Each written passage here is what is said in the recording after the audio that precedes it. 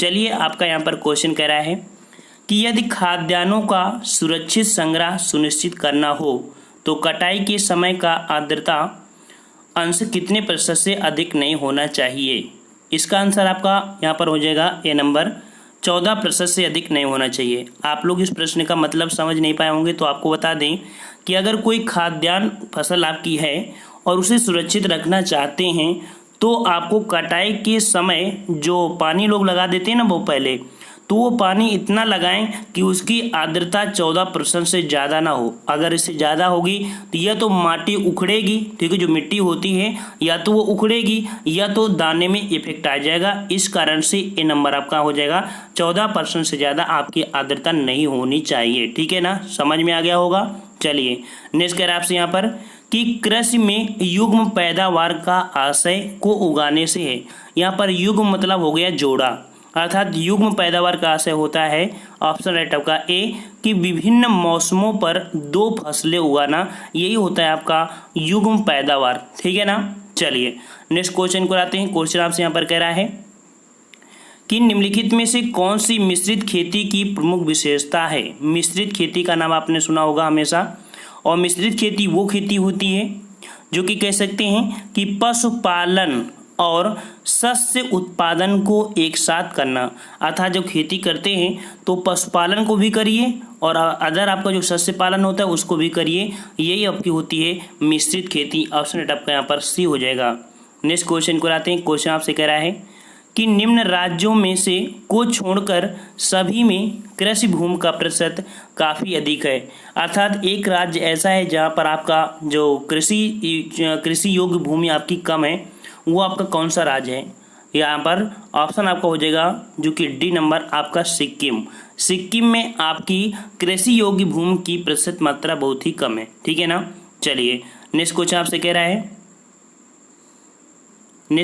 रहा है कि निम्न में से कौन सा एक भारतीय कृषि की विशेषता नहीं है। भारतीय कृषि की विशेषता नहीं है, यहाँ पर देख लीजिए ऑप्शन आपका यहाँ पर डी बड़े खेतों की प्रधानता। ये आपकी भारतीय कृषि की कोई विशेषता नहीं है। ठीक है ना। लेकिन वहीं पर प्रकृति पर अधिक निर्भरता, उत्पादकता का निम्न स्तर, फसलों की विविधता, ये आपका डिपेंड होता है, लेकिन बड़े खेतों की प्रधानता से कोई मतलब आपका नहीं होता है। ठीक है ना। नेक्स्ट क्वेश्चन को आते हैं। क्वेश्चन आपसे कह रहा है कि भारतीय कृषि में निम्न उत्पादकता का कारण क्या है। आपकी जो भारतीय कृषि है वहाँ पर आपका जो प्रोडक्शन होता है या उत्पादन होता है बहुत ही कम होता है। इसका कारण क्या होता है। इसका कारण आपका होता है, देख सकते हैं कि आपका ये नंबर कह रहा है कि आवश्यकता से अधिक लोगों का कृषि कार्यों में लगे रहना, ये बात सही है।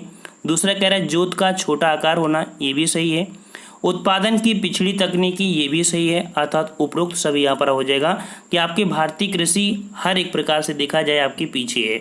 नेक्स्ट क्वेश्चन को रहते हैं। क्वेश्चन आपसे कह रहा है निम्नलिखित में से कौन सा भारतीय कृषि की निम्न उत्पादकता का कारण नहीं है। आपकी निम्न उत्पादकता होती है आपकी भारत के एग्रीकल्चर में, तो इसके इफेक्ट नहीं डालता या इसका क्या कारण नहीं है। मतलब यहाँ पर देख सकते हैं कि 92 का आपका सी अर्थात कह रहा है सहकारी कृषि, इसका कोई लेना देना आपका नहीं होता है भारतीय कृषि में। ठीक है ना। इससे निम्न उत्पादकता का कारण नहीं होता है कि हाँ यहाँ पर आपकी सरकारी कृषि है, सहकारी कृषि, उससे आपकी निम्न उत्पादकता, इससे कोई मतलब नहीं है। ठीक है ना। नेक्स्ट कह रहा है आपसे यहाँ पर कि भारत में संकर या कह सकते हैं चालू जोतों का सबसे बड़ा औसत आकार है। तो जो आपके भारत में चाली जो आपकी वर्तमान देखा जाए जोतों का आकार सबसे बड़ा कहाँ पर है, ये आपका जो राज्य है कौन सा, आपका राजस्थान।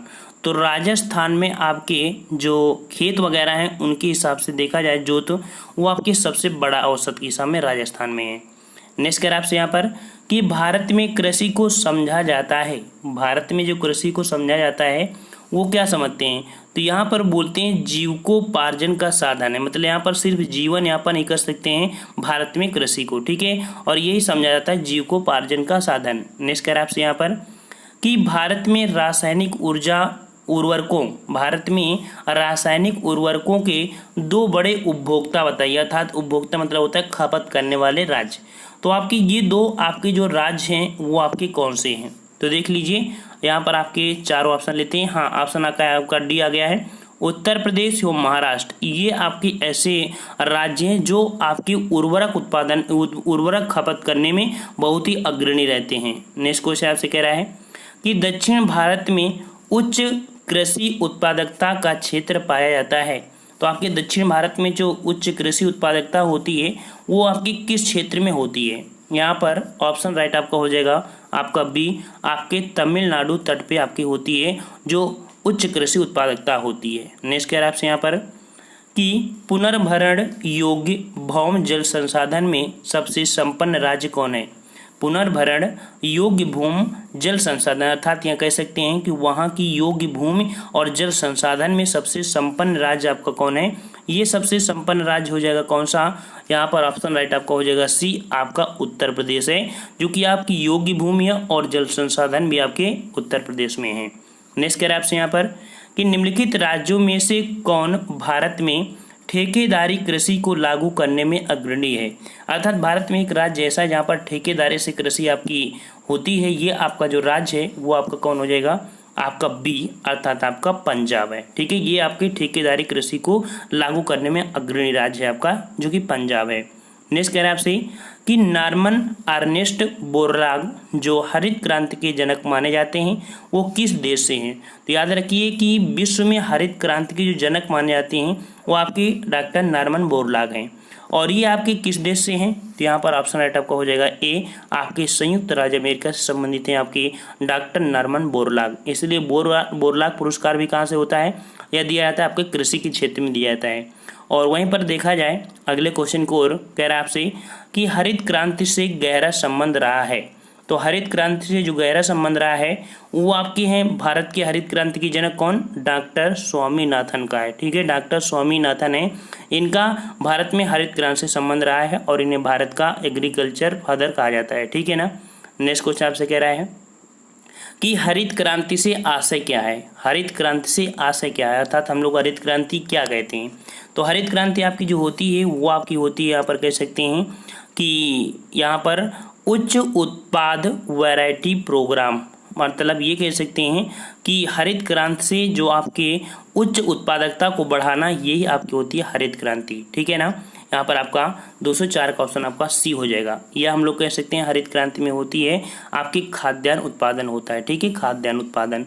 नेक्स्ट कह रहा है आपसे यहाँ पर कि निम्नलिखित फसलों में से किसे हरित क्रांति का सर्वाधिक लाभ उत्पादन एवं उत्पादकता दोनों में हुआ है? अर्थात यहाँ पर देख सकते हैं कि आपकी हरित क्रांति में जो सर्वाधिक लाभ हुआ है और आपका उत्पादकता भी हुई है वो आपकी किस चीज़ की है? ये आपकी हुई है गेहूं की। याद रखिएगा, गेहूं में ही आपके हरित क्रांति में सर्वाधिक आपका उत्पादन हुआ गेहूं का, और इसके बाद देखा जाए फिर आपका चावल हुआ है। नेक्स्ट कह रहा है आपसे यहाँ पर कि स्वतंत्रता प्राप्ति के बाद से भारत ने सर्वाधिक प्रगति की है। तो स्वतंत्रता प्राप्ति के बाद भारत ने जो प्रगति की है वो आपकी किसके उत्पादन में की है? एग्रीकल्चर में। यहाँ पर 403 का ऑप्शन राइट आपका डी हो जाएगा, गेहूं के उत्पादन में किया है। ठीक है, गेहूं के उत्पादन में।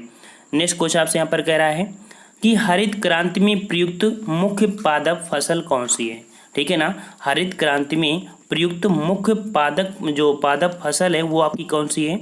404 का ऑप्शन राइट आपका यहाँ पर कौन सा हो जाएगा? आपका यहाँ पर और भी दिया है, हाँ, मैक्सिकन गेहूं। ठीक है, कौन सी गेहूं?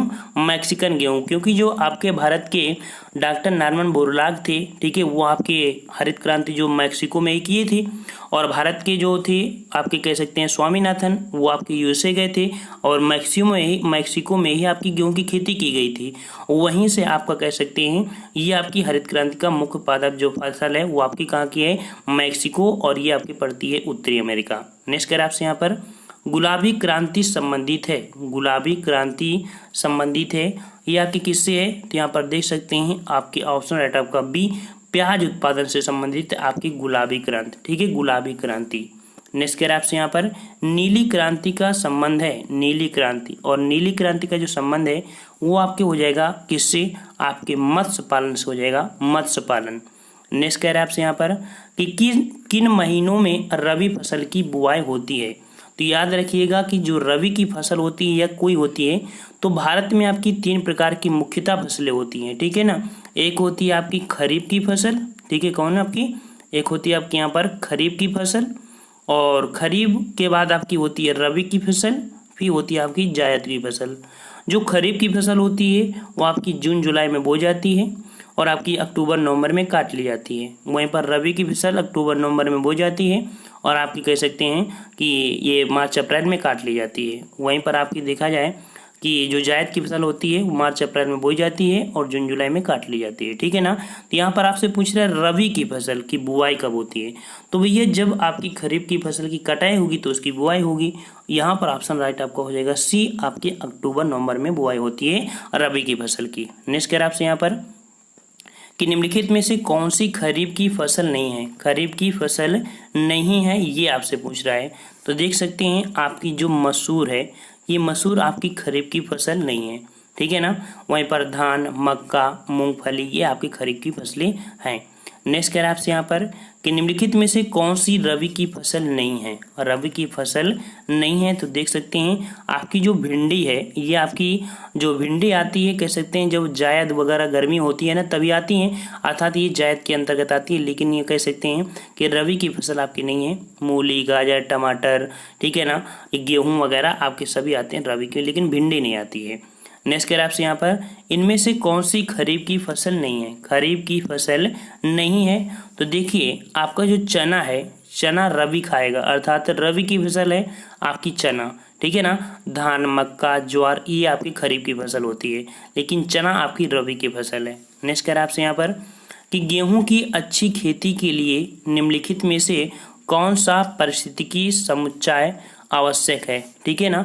कि अच्छी गेहूं की अच्छी खेती के लिए जो आपका कह सकते हैं कि टेम्परेचर या वर्षा आपकी जो होती है वो लगभग आपकी क्या होना चाहिए। तो यहाँ पर देखिए आपकी गेहूं के लिए जो होता है आपका मध्यम तापमान और आपकी मध्यम वर्षा होनी चाहिए। ऑप्शन राइट आपका ए सही हो जाएगा।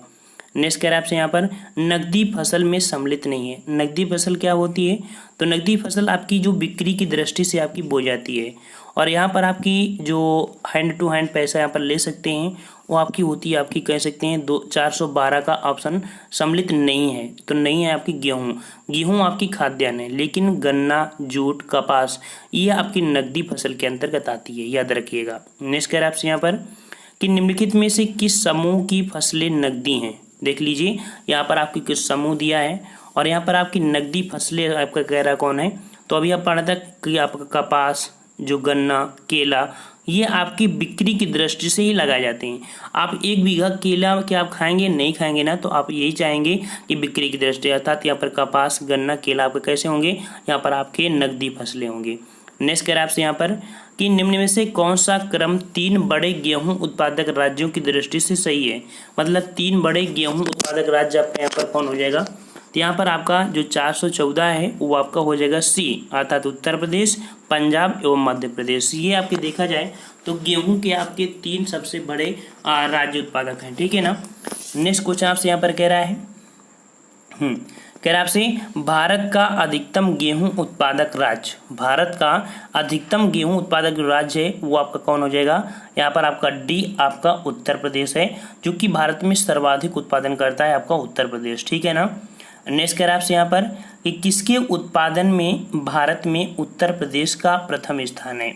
तो आपका जो उत्तर प्रदेश है वो आपका गेहूं तो है ही है, ठीक है, गेहूं तो है ही, साथ में गन्ने का भी उत्पादन होता है आपकी उत्तर प्रदेश में।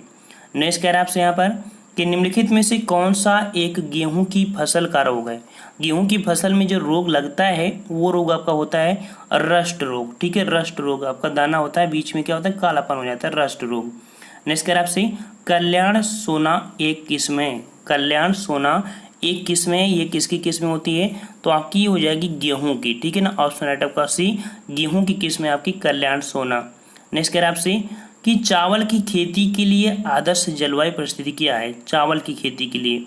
और जो चावल की खेती के लिए टेम्परेचर होना चाहिए वो आपका कह सकते हैं यहाँ पर आपका ए नंबर कि 100 सेंटीमीटर से लगभग ऊपर वर्षा और आपकी 25 सेंटीमीटर से ऊपर लगभग तापमान होना चाहिए, इतना आपका होता है किसके लिए, आपके चावल की खेती के लिए, ठीक है ना।